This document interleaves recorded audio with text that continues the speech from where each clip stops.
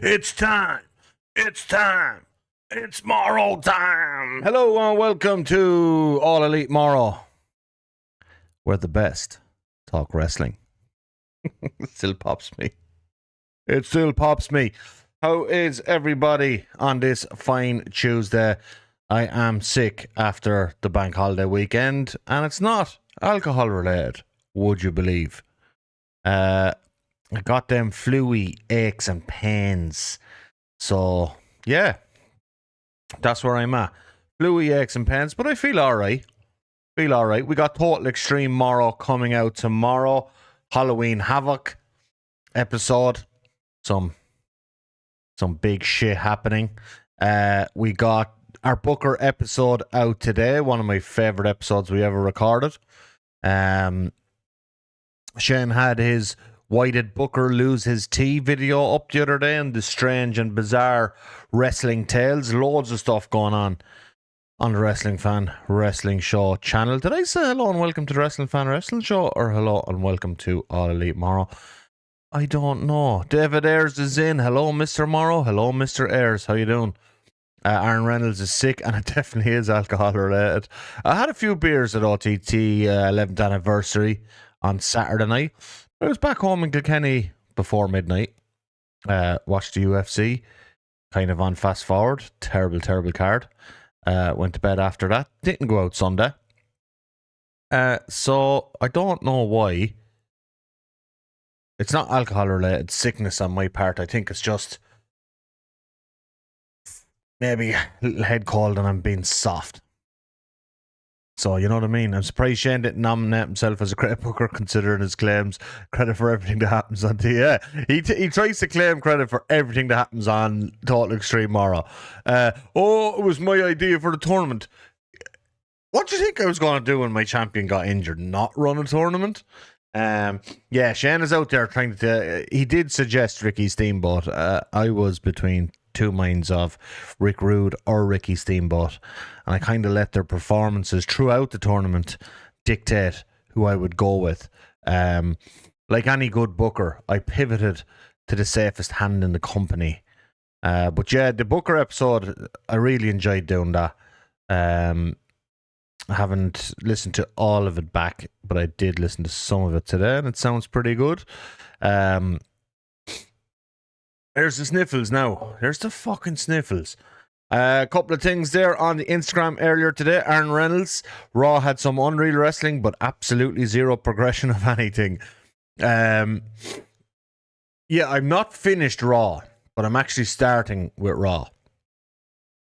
I didn't get to finish it simply because normally I have a full week to watch Raw before the next All Elite Morro, but this week, obviously being on a Tuesday, I had one day of which I worked most of the day at my shoot job. I have seen a chunk of it though. I'm up to just finished like 6 minutes ago the Sheamus versus JD match, which was, I thought, excellent. However, a few issues I had with the show was that the fourth or fifth match on the show. Let me check. Was it the fourth or fifth match on the show? So yeah, you started with Penta and Rusev, which got... We didn't start with that, but in terms of matches, which went to a no contest due to the El Grande Americano crew running in.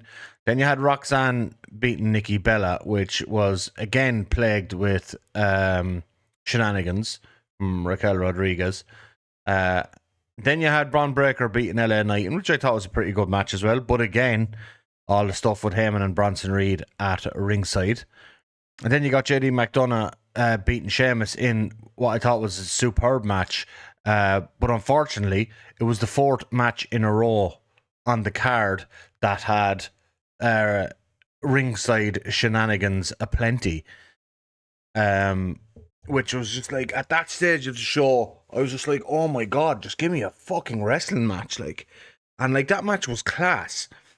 And I get, like, you know, 2 of those matches are involving, or 3 of those matches are involving directly heel factions, such, well, kind of, is Division still a faction? I don't know, I suppose it is. But you had Judgment Day in there, like, in 2 of those 3 matches. And I suppose the Penta versus Rusev match kind of indirectly involves a heel faction. Like, the El Grande Americanos and Alpha and whatever other Americano there is at this stage. So, yeah, that was, like... So then Oisin Mac also said, any show where Be Cool gets the better of Joe Cabrera is a great show. What a surprise that was. What a surprise that was at the 11th anniversary. You know, the rumour was, and I suppose probably the rumour is true, is that, I don't know if it's true, but Barry is injured. So, but they still got him on the show and used him very, very well. And it's always great to see. I think, I don't know when, I suppose, would it be Scrapper next year, maybe, if they're doing Scrapper in May, or maybe even at the local Rumble. Are they going to do Barry versus Joe? I think that would be awesome. That is a great direction to go down. So, yeah, but we'll get to that. We will get to that. Let's start off with this. Like, this, right. How do you tie this all together? Because,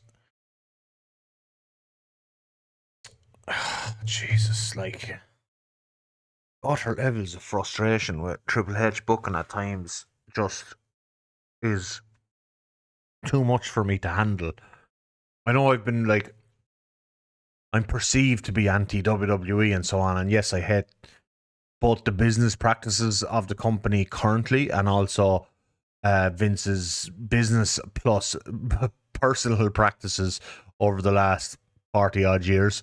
I'm re-listening to Death of the Territories, and it just makes you hate Vince even more on a wrestling level, aside from all the other shady shit that he got up to over the years as well. So, yeah, WWE make themselves a hard company to like, and I've never been a...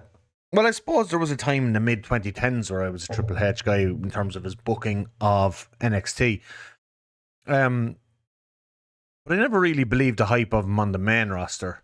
I thought he had inherited a lot of his best storylines, but he did do good stuff with it when he took over from Vince in, what was that, 22 or 23? I don't know, all these years are rolling together. Aaron Reynolds says, I'll die on the hill that Jimmy should have won the Battle Royal. Here's the thing, Aaron, in my opinion, is neither Jimmy nor Jey should have been next nor near winning the Battle Royal. They're doing this, their own thing now of... I'm growing my hair back out for something, and it is a travesty at the moment. Look how bad that looks. Oisin Max says this segment tonight is shit out of me because it was basically Punk just tickling Jay's belly and going handy on him. Yeah, I kind of finished my original point first from what Aaron said, and then get on to what I thought of this exact segment. So last week, or a couple of weeks ago, Rollins gets injured. And, you know, it's always shit when your world champion gets injured. You know, you all saw what I did on Total Extreme Morro when Vader went down. But yeah, it's shit when your world champion gets injured. But also, it's been plainly obvious for quite a while that the WWE main event scene has been, like, utterly stagnant. And it feels like there's a real lack of freshness. And then they come out and they do that tremendous angle with Bron Breakker and Bronson Reed. Well, initially Bron Breakker turning on Seth Rollins and writing him off TV. Excellent angle. Takes the world title, leaves. The following week then they're doing the Battle Royale thing to get into the number one contenders match, or to get into the championship match. So Punk was awarded, as he was already number one contender. He's in the match, and the winner of the Battle Royal will go on and face Punk at Saturday night's main event for the World Heavyweight title. then they find like a super contrived way during the show to write Bronson Reed and Bron Breakker out of the Battle Royal. And the reason being was, well, there's two reasons. Initially, it leaks, and I'd say this is an internal leak. They wanted to get this out because there was a bit of backlash against the creative of taking them out of the Battle Royal. So I'd imagine this was an initial leak to satiate the fan base, where they're talking about the plan is long term to crown Bron Breakker, and I totally believe them on that. Like, the whole reason for division being set up in the first place, I think, is the long term plan was to crown Bron Breakker as one of the next top guys. And they didn't want to do it in Saturday night's main event. They wanted to do it at a bigger show later on down the line. Fine, totally fine. Then subsequently, it leaks that they didn't want him in it because also on top of the initial good leak, which I would say, a second leak comes out that they didn't want him in it because they thought they would get a babyface reaction. Well, yeah, of course, but who cares? Who cares? You've just been handed something on a silver platter. Go with it, like. Just go with it. It's fucking amazing. And you can turn Punk heel and have a face Bron Breakker versus a heel CM Punk program that could get you through months of interesting and fresh stuff. If that is your worry. And the other thing is, Punk is so good on the mic, and he has still such purchase with the fan base that he can still pull off the babyface thing and heal up Bron Breakker a lot as well. He's so good at generating sympathy. David Ayres said there's no need for Jey to be in this match unless he's winning. Anyone in that match could have lost to Punk, surely. But also, it doesn't matter if Jey Uso loses. Because it could just be a case of they want Punk to beat somebody credible for the title. Jey has recently lost the title, so he's credible. He's been a world champion this year. And it can be a credible challenger for Punk to beat. Like, storyline wise, really, to me, the obvious choice is, if Punk's winning this, have him beat LA Knight. They've been in this sort of babyface beefing program for a while now, which I think is pretty good, actually. Because LA Knight seems the guy now, really, especially after, again, losing to Bron Breakker tonight, that a guy that they see slotted at a certain level. And that's kind of similar to Mark Briscoe on AEW, whereas a lot of the fan base see both Briscoe and LA Knight as having potential to be above where they're slotted. So a lot of the AEW fan base will see Mark Briscoe and say, that's a guy you could have a mega babyface run with. Maybe not be world champion, but certainly be in around that picture of world champion, or at the very least have a kind of a Mick Foley run. And LA Knight, to the WWE fan base, a huge proportion of the WWE fan base, I believe, think that LA Knight should have been already, or should be soon, world champion. So you could have put Punk and LA Knight in there, and that would have felt, again, way fresher than Punk versus Jey Uso. And Reynolds says, I'm personally getting fed up with babyface Punk at this stage. Yeah, me too. I think, like, we all know Punk is a tremendous heel, and he's been back now. What is it? What day is it today? Today is the 28th of October 2025. Punk is back over 4 years. And for the entirety of that run, he's been cast as a babyface. I know things got super weird with the AEW fan base, but, that was real personal shit. But he's been cast as a babyface, and he's back 4 years, and we still haven't got a heel run in 4 years. It's a long time without a heel run. Now, I know his WWE run is coming up on 2 years, and he was injured for a proportion of it, and his AEW run was under 2 years, and he was injured for a good chunk of that time too. So it's hard to find the right spots to turn him heel. But yeah, I think it's probably time for, or it's getting very close to the time for a heel run. David Ayer says, Jey wins Bloodline drama till Mania and Triple H would love that. That's my worry, David. Like, this thing of, like, they're just repeating the Bloodline stuff again with no nuance. Like, there's no new, like, real wrinkles. These are all played out shit from, like, the end of the Battle Royale, whatever you want to call it, with Jey capitalizing and, you know, eliminating Jimmy towards the end while Jimmy's in the struggle and the ropes and so on. And then, like, but, like, what's Jimmy's beef there, really? Like, Jey won the match legally. Is Jey supposed to let him win? I don't get kayfabe, like, Jimmy's beef. Jey legit won the match. What's your beef? Like, and it's just leading that backstage segment tonight on Raw between the two of them was bloody god awful. Anyway, let's get into this opening mic exchange, because who was it said it earlier? Oshin, about basically Punk going handy on him. This opening segment went on for fucking so long, and there was nothing of interest said in it.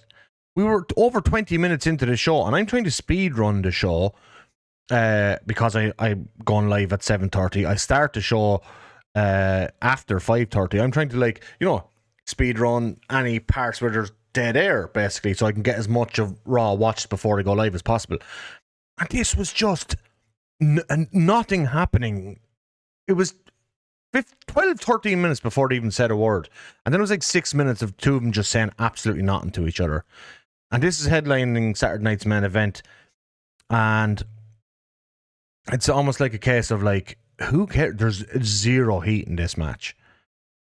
Like, CM Punk's interactions with LA Knight have been infinitely more interesting. Jey Uso has his whole bloodline thing. Like, is this a way? Like, the one thing that's interesting about the match is the winner is kind of up in the air, because realistically you could see Triple H wanting to get the title into the bloodline sphere again, but also wanting to put it on CM Punk to have a Punk Bron Breakker program down the line. So it could go either way, but even that doesn't interest me. It's certainly not the bloodline thing. Like, sometimes you just need to know when to move away from a program or a storyline, and we don't need a worse retread of the bloodline from 3 or 4 years ago. Oshin says that sad state of affairs. We have two bloodlines and they're both utter shite. That is a sad state of affairs. They are both utter shite. The MFT one is even worse. No, is it? I don't know. Actually, I don't know. It's like comparing a 2 out of 10 match to a 1 out of 10 match. These both programs are shit. Ganable says, I'm all with AEW, and what in the world was Punk wearing to the ring? Make him lose that match just for that scene. Yeah, weird outfit choice. I do like when wrestlers don't wear their merch to the ring, though. It's like, oh, there's a human being in there. I've always thought it was Cody Punk at Mania, but I don't know if that will change with the Seth injury. Yeah, it's hard to know. I don't really think they know yet what they're doing at Mania. Like, where does Brock fit in? Because they're going to have big plans for him.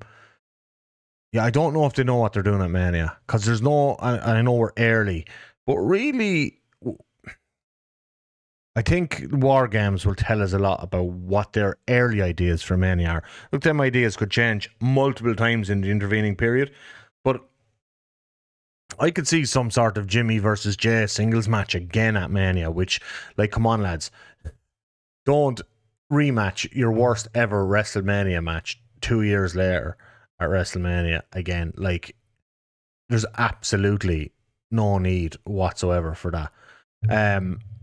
But yeah, so that kind of, yeah, this was an awful segment. This is an awful build to a match that really nobody wants to see for a title that has gone through turmoil since its inception.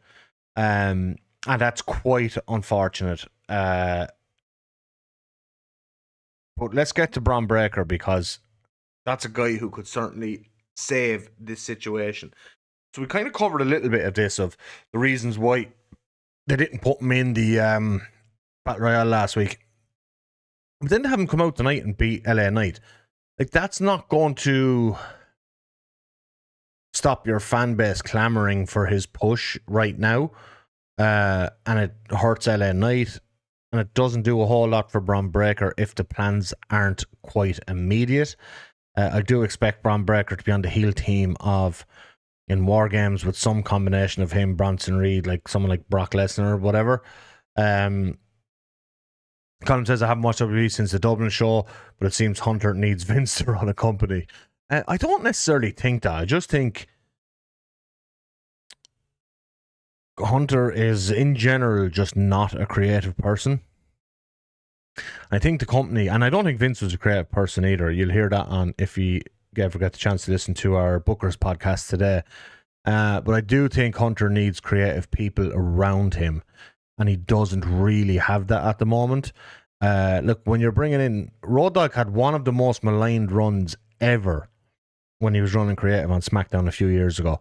And they got rid of him because it was so shit. And now Hunter brings him back because he surrounds himself with people he trusts, and that's all well and good. But if you're surrounding yourself with people you trust who are shit at their job, like, that's not going to help you or them or anyone, and certainly not helping the product. Like, SmackDown has been so creatively bankrupt in recent times. It's just, they've made fucking Drew McIntyre like a dead character. Just nothing going at the moment. Cody Rhodes, this title reign again just feels nothing happening. But yeah, Triple H certainly needs some help. I think Hunter is shit scared to take a chance on anything because the amount of people above his head, so everything is so safe and boring. That's also a possibility. The man is just risk averse because he's protecting his position. But like, it's so blatantly obvious that this company needs, and quickly, a massive refresh in their main event scene. And I do think people like Brock Lesnar or Bron Breakker are that refresh. Like, I understand when the leak was made that they wanted to crown him at a bigger show than Saturday night's main event. Totally get that.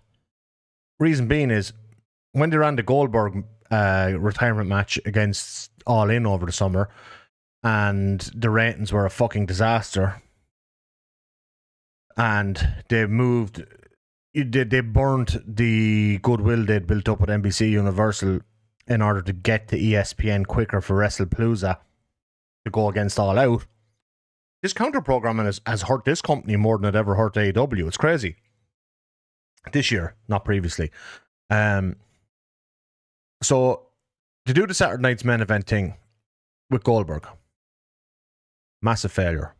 Didn't generate the news articles, didn't generate the viewership, didn't generate the buzz that they'd hoped to capture, and it didn't hurt All In. Seemingly one bit. It probably hurt a little bit, but seemingly. So what happens then is they throw in the women's show, that women's pay-per-view, PLE, whatever, to finish up their deal with NBC and get to ESPN to start, for WrestlePalooza to start a new deal with them. What happens then is NBC Universal feel burned that they were used as a kind of a pawn in the WWE's attempt to counter program AEW, which hurt their ratings. Because remember, this is their ratings as well. It's not just WWE ratings, it's channel ratings. And then they get burned off on the Evolution one, and then WWE are out the gap to start their ESPN deal like 4 months early. So NBC Universal, there's still time remaining on the Saturday night's main event deal. They say, fuck that, you're off our main television, which has huge viewership, and you're onto our streaming platform, which doesn't have huge viewership. It has okay viewership. So now Saturday night's main event, and WWE still have to continue running these for the duration of the deal with NBC Universal. I think there's 2 or 3 more left. So they themselves have turned Saturday night's main event, which was initially one of their more viewed platforms because it's on a big TV station. It's not behind any paywall, none of that. And they themselves, by trying to use that as a pawn, have made that show way smaller, way less visible, way less important. And now that has become a place where they can't crown Bron Breakker. Whereas 12 months ago, that would have been a huge place to crown Bron Breakker because it would have had as much, if probably more viewers than a Raw would have, and certainly more viewers than any but potentially WrestleMania of their PLEs would have. Maybe Royal Rumble. But, you know, all but 2 of their pay-per-views. I'm going to fucking call them pay-per-views. PLE shit is nonsense. So they themselves, through using it as a pawn, have ruined the Saturday Night's Main Event brand, have ruined the potential viewership for it, and have now made it a place where you can't crown Bron Breakker. You have to save that for a bigger show. So what are they going to do with Bron Breakker? Just let the wheels keep spinning here, stick him on TV, have him beat LA Knight, but to what end? To what end? Because where's that going? My feeling is he's months away from being crowned. 6 months. It's not coming up anytime soon. And so they're kicking this can down the road. Colin Nelligan, Goldberg couldn't generate a fart in the brewery. Road Dogg needs to go. He wouldn't be risky at all. Yeah, look, Road Dogg has a proven terrible track record in creative. And I like Goldberg in 2025. Like, I do think though, if not booked right, if promoted right, a Goldberg retirement match could have been a super big deal. Remember when Brock came in, Vince launched him to the moon? Yeah, 2002. It was 2002, wasn't it? Brock came in night after WrestleMania, destroyed the Hardys. By SummerSlam, he had beaten The Rock and was World Heavyweight Champion. Like, that's how you push a guy. Whatever happened to strap? And like, the thing about it is, they're in a similar situation now with Seth going down injured as they were in 2002. 2002 was categorized massively by a sharp decline in ratings after the terrible invasion angle in 01. And this year we're seeing a sharp decline in ratings. 2000 and 2001 are 2 of WWE's best ever years for house show numbers. Led by The Rock, really, but we know The Rock is leaving in 02, or they know The Rock is leaving in 02. We do in hindsight. And so house show numbers were down, live attendance was down in 02, and they get to Brock Lesnar guy and say, right, fuck it, everything is down. Now's the time to go for it. Seth Rollins gets injured, 2025. Ratings are down. We're seeing recently, in particular, a sharp decline in attendance numbers at TV. Attendance numbers, not so much of the PLEs yet, but TV numbers are down massively. Earlier this year, these guys were doing Raw and SmackDown 12,000 plus regularly. In some cases up to 15,000 for just non-pay-per-view TV shows. Now they're kind of scratching around the 6,000, 6,000 to 7,000. That's like a 50% decrease. So that, like, now's the time to take a risk. Do something with Bron Breakker. Not WrestleMania next year, not SummerSlam next year. We know the likelihood is that Survivor Series he's in the War Games match. Great, but like, you need to get this guy positioned as a top guy on the brand. And like, the pace that Triple H moves at with his booking, I don't trust that to happen. What's the earliest it's going to happen? Royal Rumble? That's in Saudi. I don't know if they'll do it there. They might want to do it in the States with the crowd reaction. So earliest WrestleMania? Like, that's 7 months away? That's a long time to tread the wheels with someone. Aaron says Bron is 28 and he has been on WWE TV for 4 years now. There's no excuse for not pulling the trigger. Yeah, this is the thing. I'm going to sneeze, am I? No. This is the thing. 4 years, like, between NXT and main roster. And, like, really, his whole main roster run has felt extremely slow. Like, those Intercontinental title reigns never really took off. And, like, a lot of it now is they treat him in many ways like a meme wrestler with his Like, that super impressive spear he does. Like, sometimes the best thing you can do in WWE is not do anything that looks so physically impressive and cool, because they'll just like beat that horse to death. Because he's more than just that. Like, yes, he has a tremendous spear, but he's also gotten quite good in the ring. He also has like real star quality. You look at this guy and you see star. He has great intensity. He has a fantastic look. What should be a plus is having Paul Heyman in the corner. I personally don't like Paul Heyman's work the last few years, but that's a story for another day. A lot of the fan base will love that. So yeah, there's a lot of things going for this guy. And what's the point in being slow about it? Your main event division needs freshness, and Jey Uso versus CM Punk for what's supposed to be a top title in the company doesn't feel fresh right now.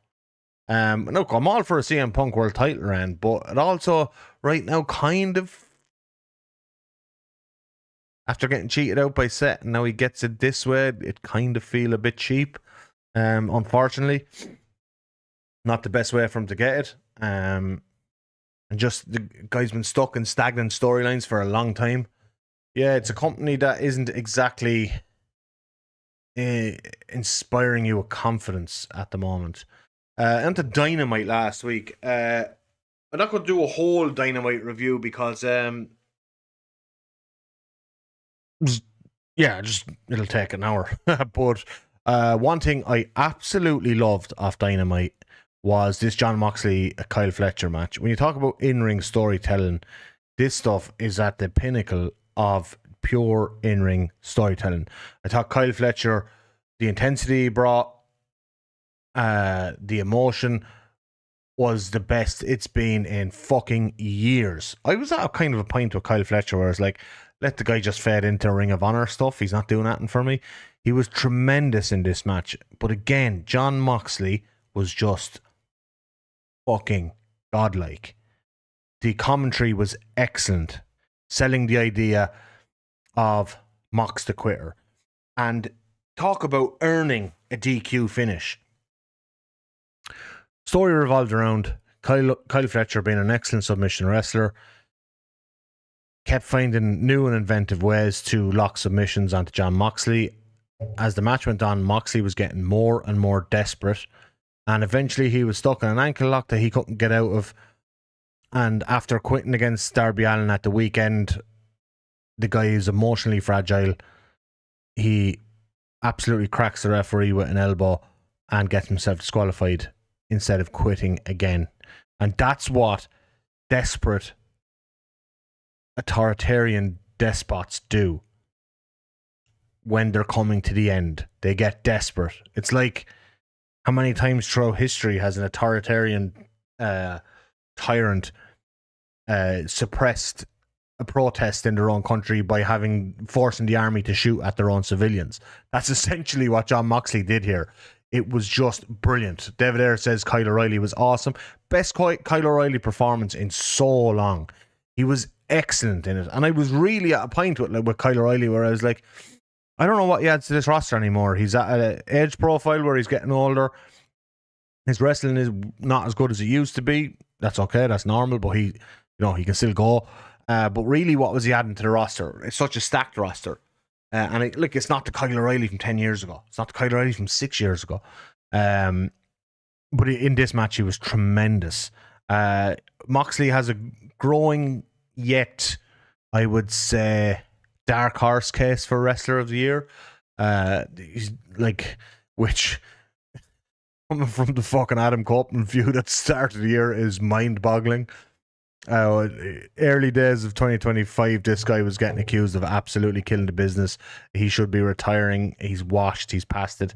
And now we're entering November, talking about him potentially having an outside case for Wrestler of the Year. Other things on Dynamite, they established a lot with the women's tag division. Felt a bit rushed throwing all that shit together. But I'm happy we got the brackets and so on. The Okada Bandito match again was just a tremendous TV match as well. There's Bandito, another guy with not so much an outside case for a Wrestler of the Year, but certainly a case for a Wrestler of the Year. Maybe even stronger than Moxley's. Maybe not quite as strong as Mystico's or Saya Kamatani's in terms of both in-ring performance and generating business for their companies. But Bandito has just been tremendous, and that Okada match was excellent. Anyone else feel like Okada, like the Okada, is fucking back and firing on all cylinders? We've gotten a run of matches from him that has just been incredible. Bandito's the best fucking wrestler ever. Aaron Reynolds felt when you're watching him, you really do feel that. You're like, this guy is just fucking awesome. And right now at the minute, it feels like he's just at the peak of his powers, which is crazy. Remember his feud with Jericho? Was that the start of this year? I think it was. I think his year started off feuding with Jericho. He was trying everything in his power to carry Jericho to acceptable matches. So yeah, Bandito, another guy who's just... It felt like it really kicked off into gear around the time he had that Ring of Honor pay-per-view match with Takeshita. And it's just been going from, like, because he has a business case as well. Yeah, he's not, look, Ring of Honor isn't selling tons of tickets with him on top, but when he goes to Arena Mexico, they more or less sell out all the time. And also Mercedes Moné is another one. I think, David, that the Jericho feud was this year. Crazy. Mercedes Moné is another one. She went down to Arena Mexico a couple of weeks ago and put something like 15,000 in there in the main event of an all-women's show. Most tickets sold for an all-women's show anywhere in the world, I believe, in 7 or 8 years. That should put to bed the Mercedes isn't a draw debate, which I think was kind of one of those bad faith draws online, or bad faith arguments online anyway. Put 15,000 in Arena Mexico on an all-women's show with her in the main event as like the only real big draw on it. Persephone, she competes in Arena Mexico a lot. She's fantastic, don't get me wrong, but she's not considered a draw there. So the draw really on that card was Mercedes. 15,000 in or around in Arena Mexico. Incredible stuff. Colin Nelligan says Mox versus Darby, garbage wrestling put me off AEW. Might be my age, but hardcore matches don't work for me except for the women's title match this past weekend. Yeah, like what I like about in general, I think Moxley, when it comes to that real hardcore stuff, Moxley's really, probably in an underrated sense, very creative with those style of matches, and he comes up with like new and kind of inventive ways of doing stuff in the matches. Like what I really liked about the I Quit match at the Wrestle Dream show was they teased fire for the whole build to it, and then they gave us water, and like just certain things Moxley does in these matches. I think there's very few people ever probably that are as good at that style as Moxley is. Now you could also argue in some cases that AEW have overused those style of matches over the years. Like there's been a lot of them with Moxley. There's been a lot of them with Adam Page and Swerve. So but potentially they've overused those type of matches. However, I think they've rarely had bad ones. I think they're really good at doing those type of matches. I did love the women's match this weekend in OTT. I even bought a Raven Creek t-shirt afterwards. That was one of the best matches on the show. It was fantastic. But we'll get into that. Last thing from AEW this week. This is coming up this week on Dynamite, and it's actually something I'm weirdly looking forward to. I don't know why Hook is there, but cool. Bobby Lashley, Ricochet, Samoa Joe versus Hook for number one contender at Full Gear to face Hangman Adam Page. Now, here's the thing about this one. I think it's probably obvious Samoa Joe's winning given the turn on what's his name? Hangman at the pay-per-view.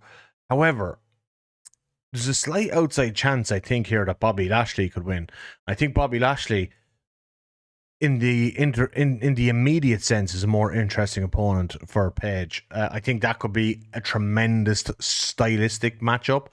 I think what could happen, and I think that's maybe why Hook is here, is that Samoa Joe and the Ops peel off against Hook and Eddie Kingston, and one more person to join them. Potentially we get an Eddie Kingston versus Samoa Joe match at Full Gear, leading back into Samoa Joe versus Hangman at a future pay-per-view to blow off what happened with them. And I think one good, like, having Bobby Lashley win this, in my opinion, would be a real great piece of booking, because you get that match with Hangman versus Bobby Lashley. Bobby Lashley has been so protected in this company, essentially never eaten a pin or submission, that,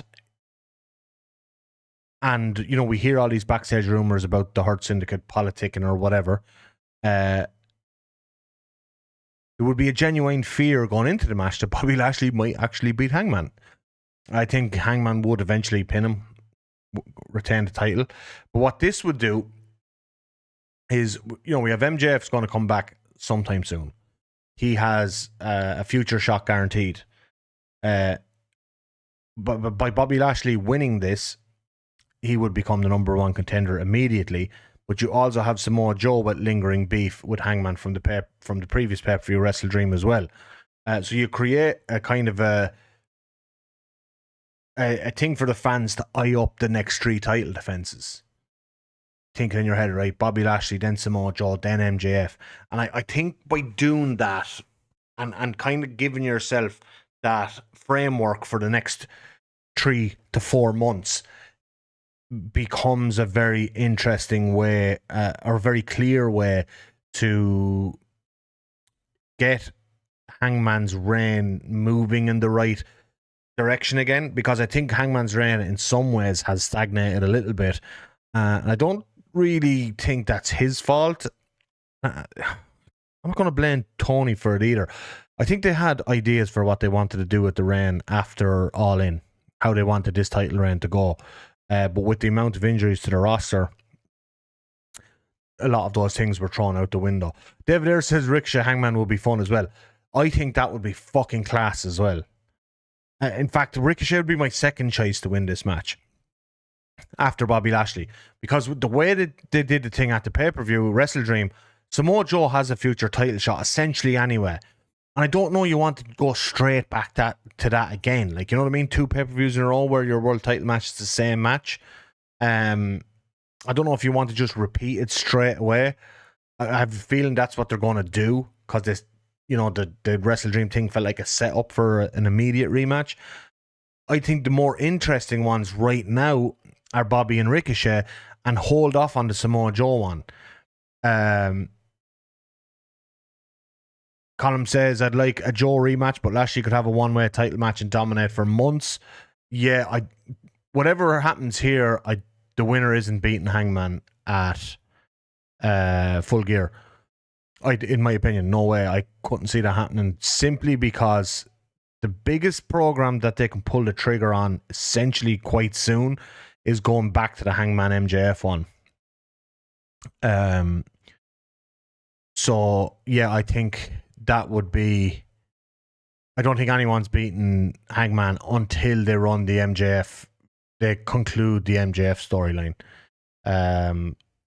So yeah, like I don't think Bobby's over enough to be crowned your world heavyweight champion, and I also can't see Hangman losing this title until at least the very earliest December. But I'd be surprised if it was even that early. I think February would be a more likely timeline. Yeah, that's just kind of what I'm thinking with that. So I think I think they should book Bobby to win this, but then lose the Hangman. There's nothing wrong with that. That still, it's actually would be the highest Bobby has been pushed really in the promotion since he got there. I know he has a win over Swerve.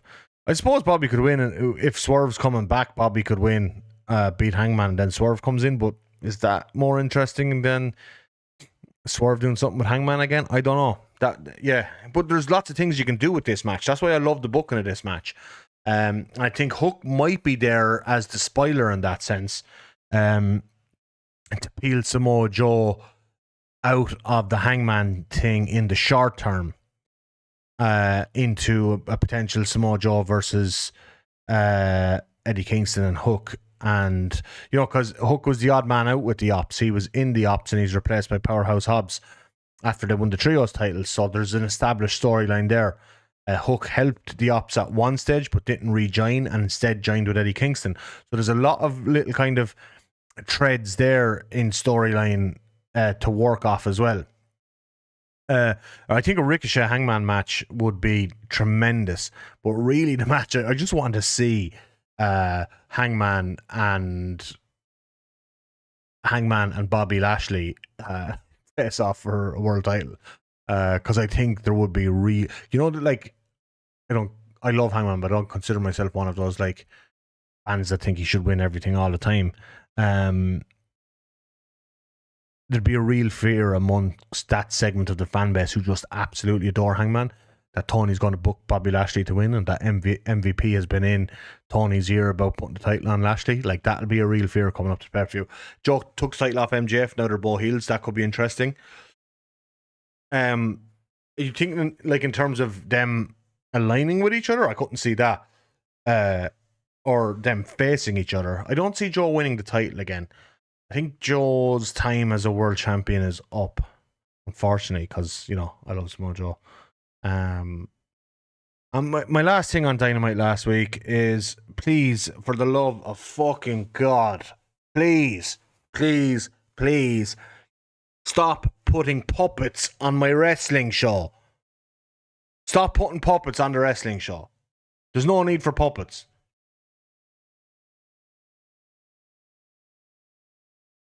Dreadful.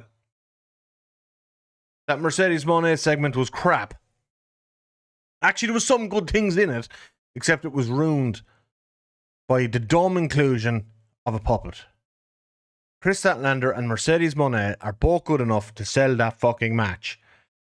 Colin Nelligan misses when Hangman was getting beers out of nowhere. That was peak Hangman. He just coming out. He just arrived and people would hand him beers. That was fucking awesome. OTT 11th anniversary. Excellent wrestling show. Bring up my notes. National Stadium, 25th of October, 2025. Just an excellent show. So I tweeted the other day saying something along the lines of, it mightn't have had the import stars of previous iterations of Anniversary or Scrappers or any of them big shows, but in terms of a top to bottom match card, it was one of the best live wrestling experiences I've ever had. It was just cracker from start to finish. Opening match, gauntlet. Yeah, Joe likes to start his booking with gauntlets, but they really get the crowd going. I was coming in, I was kind of late getting to Dublin. I had to get a sneaky pint in as well, of course. And I knew the crowd would be a little bit smaller than the previous year, at the very least, the Finn and JD one. But I came through and the show was just starting, not the match, but the This Is OTT part. And the crowd was electric. Electric. I was like, it might be a little bit smaller crowd, but this crowd is here. It was tremendous, the noise levels generated. And so the gauntlet is always a great way to open the show because it's a real crowd-pleasing match style. And the only thing my only critique of the match was sometimes the entrances between mini matches were a little bit, not entrances, there was just a bit of dead space before the next entrance would start. That could have been sped up slightly. But start with Limo beating Charlie Sterling. Charlie Sterling has got himself in unbelievable shape since last year. He looked fantastic. I thought Limo and Charlie Sterling had a real good short match. Charlie attacks Limo afterwards. Alan Angels comes in then. Great to see Alan Angels in person. there's a guy who was in the so-called big leagues, gets released, goes on a bit of a run of various indies, TNA, stuff like that. It's great to see him traveling around and doing very, very well for himself. Him and, I thought his striking exchanges with Limo was excellent. Alan Angels beats Limo then. And then we get Man Like the Race with his electric entrance. Like, this is why this is perfect for an opener. Man Like the Race beats Alan Angels. While Alan Angels is down outside the ring, then that dastardly prick Damien Corvin attacks Man Like the Race. Callum Black comes out, defends the OTT No Limits title, and then we get the surprise entrance, or we get Joe in the ring cutting a promo, and then we get the surprise entrance of Barry Be Cool. That was really great piece of business, and just got the crowd off to a really hot start. So the match itself was great. The aftermatch stuff with like Joe, the Cartel, Big Demo, Barry Be Cool, all that stuff, excellent. Crowd off to a super hot start. And I thought the next match was really well placed on the card as well, which is Keane Noonan, who defeats Lio Rush in just super fast paced but also really smart match. And Lio Rush came in and did a tremendous job in... here's the thing. I'm not saying Lio Rush had to elevate Keane Noonan, but we've all seen Keane Noonan like multiple times now. But on these bigger shows, he's rarely got a chance in like big time, big spot 1v1 matches. We've seen him like in Local Rumble last year, in gauntlets, in multi-man matches, in tag matches. And he's always looked excellent. But when he got the chance to work a big name outsider, he looked completely at home in the ring with Lio Rush. And Lio Rush is known and capable of working at an extremely fast pace.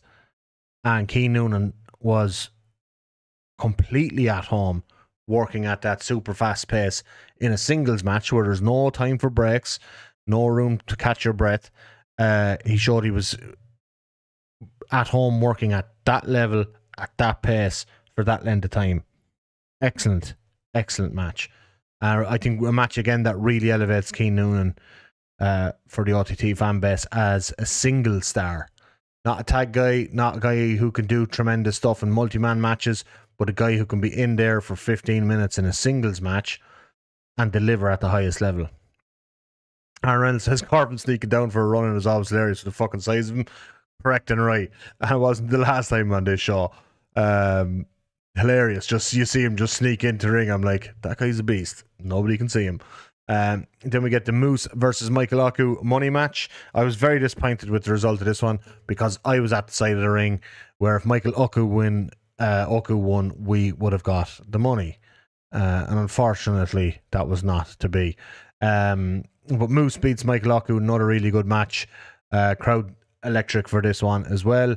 Oku and Amina Blair are such a good act together. And I thought like this, they really played the size difference very well in this match. And the time Michael Oku got some really class near falls that were totally believable the way they built this match. I'm racing to get to the next one. Myla Grace defeats Raven Creed, and here's a match that I saw both the setup for live in Dundalk and the match itself in the National Stadium. When they did the setup for the stipulation in Dundalk, I thought to myself, that's not going to work. This match stip, I don't know how they're going to make this interesting. So the stip was that Myla Grace couldn't be DQ'd and Raven Creed could. And if Raven Creed could, or if Raven Creed got DQ'd, she would lose the title. They did this so well. Myla Grace was tremendous in playing to the stip. Raven Creed was on another level in working around that stipulation. And a total shock victory in my mind. I said Dundalk, Aaron, don't kill me. The Drogheda show, not the Dundalk show. Aaron also says you could put Oku and Amir in any promotion all over the world and fit in perfect. Yeah, and the great thing about them is they're great baby faces and great heels, so they could fit in anywhere. Yeah, but to get back to this match, Raven Creed did a tremendous job working around the stipulation.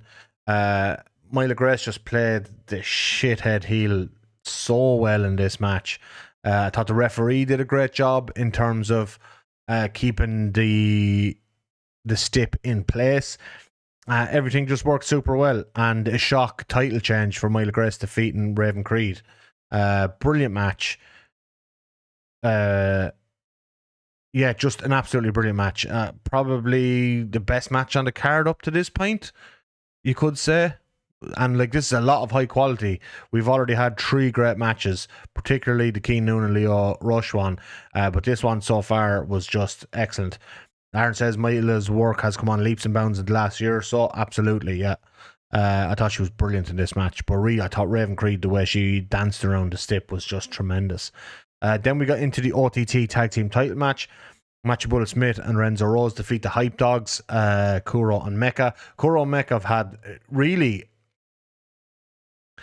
They became champions off the back of the Social Elite reign. I think they defeated Sammy D and Trent for the titles. But we had a long run of the Social Elite being the OTT Tag Team champions. And what the Hype Dogs have done in that time since, I don't know, whatever, the last 5 or 6 months, they've had so many incredible tag matches. So their run as OTT tag champions have been kind of short, but yeah, juicy enough at the same time. Fantastic. Absolutely fantastic. And this is another... This overall for me was the best match on the card. In the build-up to this match, with the stuff between Bullet and Joe, and then Bullet picking Renzo as his partner after Joe telling him to pick anybody else, and then them doing those 2 segments with Bullet talking about his long friendship with Renzo, and Renzo talking about his friendship with Bullet Smith, and going back to when they did this Osprey, what do you call them things?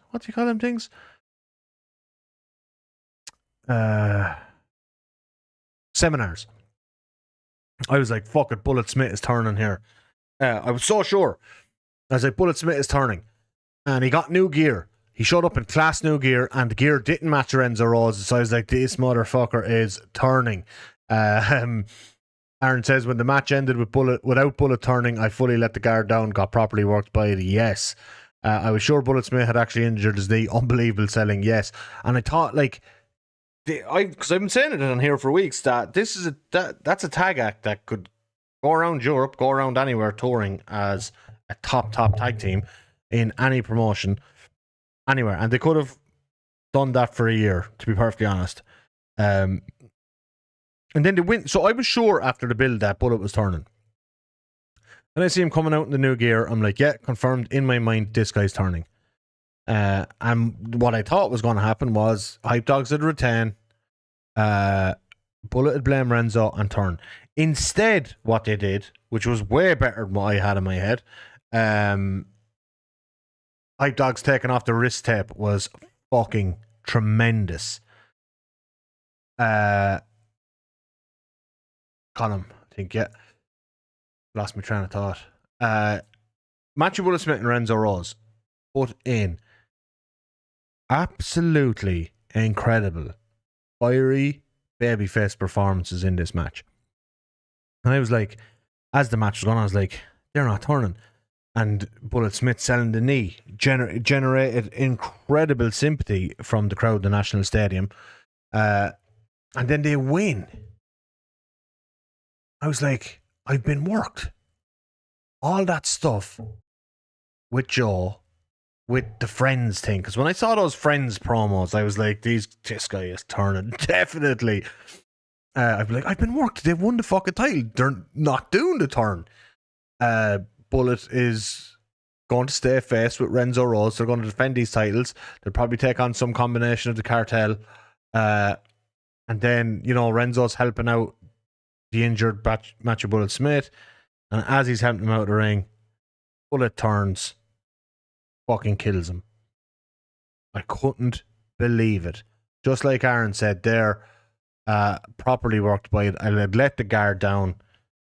Couldn't believe it. I was completely worked by it. The fact they won the titles, were having their celebration, then the turn came. Tremendous stuff. Extremely well put together match. A fantastic match. Best match on the card. And also, the turn just so perfectly executed. A Bullet leaving with the tag titles and going around up in Belfast with the tag titles. He's as a solo tag team champion. Completely elevates him. Completely elevates Renzo as a potential top face. I think you can easily put Renzo actually as your top face now, along with Big Demo, will say. And you can put Bullet as your top heel, along with Joe. I think he will probably emerge as the top heel in that faction. Matthew was suited up with the Cartel in Belfast the next night. Yeah, carrying both the tag titles as if he's the solo tag champion. Great heel bit. I think while Joe is kind of the Vince McMahon character, we go back to 1999 comparison. Matthew Bullet Smith can be his corporate rock. That's how well this, not because the performances in the match were incredible, but coming out of the match and the angle afterwards, Bullet felt like a top heel kind of guy, and Renzo felt like a top face kind of guy. And I think when they eventually get to that singles match, that will sell tickets. Anyone who was in the stadium on Saturday night will want to see that match be paid off. And I think you could do it multiple times throughout 2026. You could do that in January or February, whenever they want to run the local Rumble. You could do it around there. You could even have them interact massively in the Rumble. They have the Limerick show. You could do it there. You could then have them interact massively in the Rumble. And you could do another match between them later in the year at something like Scrapper or the 12th anniversary. And I think by this time next year, that could be your main event. No doubt about it. It just, everything coming out of that match felt huge. Then we had the interval. Time for another beer or two. Happy days. After the interval then, in a shock result as well, Trent Seven defeats Jey for the European title in another very good match. Real good post-interval match. Crowd was heated, obviously, after the Bullet Smith stuff. I thought it was a great time to go to interval. People out in the kind of that outdoor area for smoking that were abuzz with the turn. People in the bar area were abuzz with the turn. Back in then, Jey is so over in the stadium as a babyface. It's incredible to see. We've got he lost, but I think I think Jey needs more of a journey before getting back to a title. Ruben also wants to see them have to defend the titles together. Yeah, that would be kind of cool. I just think the potential feud is so heated. I think by having them defend the titles together, it puts them in too close proximity for the heatedness of the feud not to take over. So I think you kind of in some ways want to keep them apart until they're in the ring together. I think you could do a sick Matthew Bullet Smith versus Renzo Rose cage match in like 10-12 months time. A sick one, because those two guys are fucking awesome and they do crazy shit in the cage. And with Bullet now seemingly a part of the cartel, you could use the cartel to cheat his way out of the first match with Renzo. Renzo finds some way to get a rematch in the cage, and you could have an absolute cracker between Renzo Rose and Bullet Smith in a cage match. Ruben Hensey says, Jey is your pick for the Rumble. Could see that. Depends for me, though, if Big Demo's still holding the title coming to the Rumble. If a heel is holding the title, I think Jey is probably the likely pick. If Big Demo's still holding the title, you'd have to think it's someone out of the cartel. And at this stage, Santos has lost, Carvin has lost. So you're really... Callum Black, I think, lost to him as well. But Callum Black... Or Matthew Bullet Smith would be kind of the ones, depending. But yeah, I think if Damo's not holding the title by the time the Rumble comes around, Jey would be a great pick. And Jey's a guy who's on, like, he just lost the No Limits title to Callum Black in Drogheda in a fucking banger main event. And I really wanted him to win this match, but then when the match happened and the way the match played out and Jey losing, I was like, yeah, actually, it kind of will suit his story better as a babyface if he has a bit more of a chance to get back to a title. I could see him being a long-running European champion next year, or even going for the world title if Big Damo loses it to a heel at some stage. I think Jey is so great as a face right now, you don't want to turn him back heel anytime soon. So yeah, in hindsight, when this match ended with Trent as the winner, I was like, what the fuck? Excuse me. I cannot believe this. But then I thought about it for like 2 minutes. I was like, actually, that makes perfect sense. Let Jey have a bit of a chase. He held the OTT No Limits title for quite a while. Putting on great matches all over the tour. So it'll be something different for him to have a chase, and it'll mean more when he does win his next singles title. And then into the main event, two big boys just bouncing off each other. Was loving this match. And then you get the shenanigans. This is always going to happen with a cartel member trying to take the world title from Big Damo. Again, you had Be Cool out there. You had Bullet Smith making a reappearance. You had Carvin out there again. Match was just a really good main event. Another notch in Damo's cap of good title defenses. Kind of quietly putting together. Because it's very hard. Like, I always think for a guy of Damo's size and stature to be a babyface champion is quite difficult. To have really good matches with that kind of dynamic in place where the champion is such an imposing physical figure. But he's been able to do it time and time again. Wasn't a huge fan of the Rene Dupree match, to be perfectly honest, but all the other title defenses I've seen, one after another, have been like to an exceptionally high standard, and this was another one of those where I thought the booking of the match was done really well, and the work was snug, hard hitting, but also we got sent home with this like amazing happy ending with Be Cool, Big Damo, Renzo Rose. It felt like here is now we have the cast of characters fully established that will be going against the cartel. And, the only thing to me that hasn't kind of yet established itself is who within the cartel is going to be Damo's biggest kind of title rival. Would it be Callum or Bullet? I think you could do either. Because, like, I suppose you could do Bullet and then that pivots to the Bullet and Renzo Rose thing later. Yeah, probably that would make the most sense to me, which... Yeah, that makes the most sense. I don't know, the kind of Black thing... Yeah, he also put Santos over, really. Like, Santos looked incredible in this match. Yeah, and like this show, like when this show ended, I was like, okay, this is the most excited I've been for what happens next. They sent us away happy, but also gave us so much for what happens next. And there's so many directions coming out of the show for so many people. If you just look back through the show, right? Callum Black still has the No Limits title. Keen Noonan has elevated with a win over Leo Rush. And then the next night in Belfast, I call him the Kilkenny Von Erich. You know who I'm talking about? Luke Frettel gets a win over Keen Noonan. So those two guys are elevated massively coming out of the weekend. Raven Creed has lost her women's world title.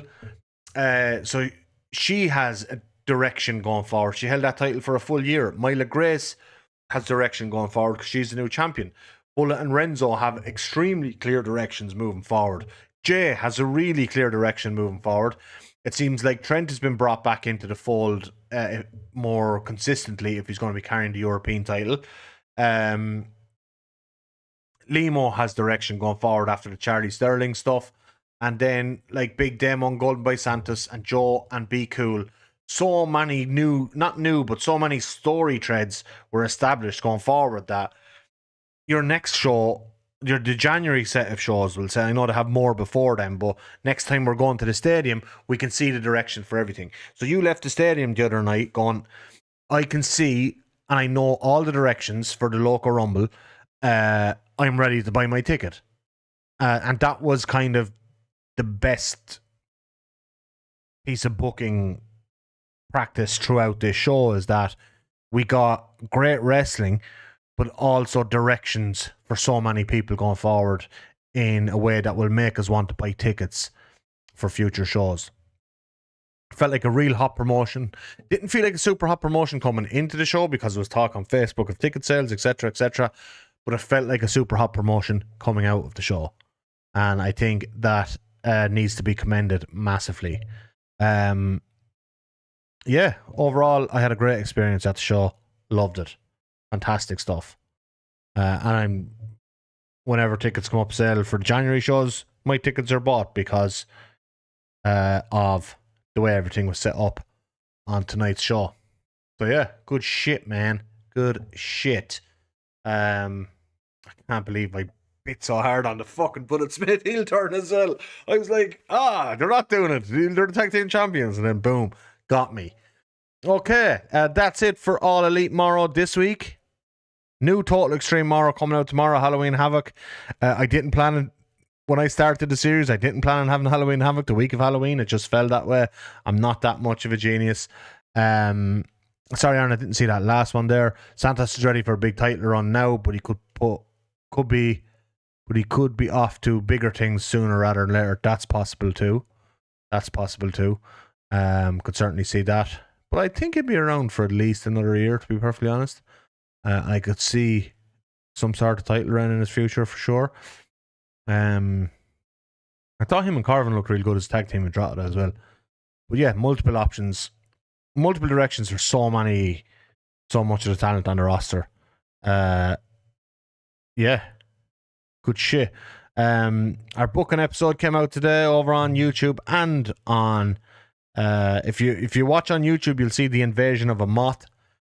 As Johnny Martin, the Beast Martin, said to me, Jon Moxley was in the house. If you listen on the other thing, what's the other thing? Spotify or Apple or any of them, you won't see. Well, Colin says there, I don't know why fans are obsessed with ticket sales and ratings. That's for the boss to worry about. I do agree with that in a general sense. But when it's your kind of hometown indie and you want it to continue to survive and thrive, it's kind of maybe a thing of like, oh, please God, ticket sales get better so I don't lose this thing that I really love. Thank you, Brian. You're also extremely handsome in person. Thank you, Colin. Thank you, Aaron. Thank you, Ruben. Oshin Mack was there as well. All the Deviers as well, always. The All Elite Morons. I just came up with that right now. We are the All Elite Morons. Yeah, the Booker video's up. Shane has his Booker T video up. We'd have to record another episode with Shane this week. We can argue over wrestling and booking and all that. Ruben wants Matthew Bullet Smith to lay down for Santos and Carvin just to mess with Renzo. Sometimes I just kind of want him to carry around the tag titles like a dick for a while. Carry him around both of them like a dick. Just like, yeah, I'm the tag team champions. It's a great bit. Oshin, we are the best and we talk wrestling. Thank you, David Mean. Great show. Yup, the morons. Yup, morons. I meant to wear my Raven Creed t-shirt. But I wanted to wrap up, man, because as I said at the start, I'm not feeling the best. Feeling a bit fluey. But yeah. Morro. Out. All Elite Morro. Out.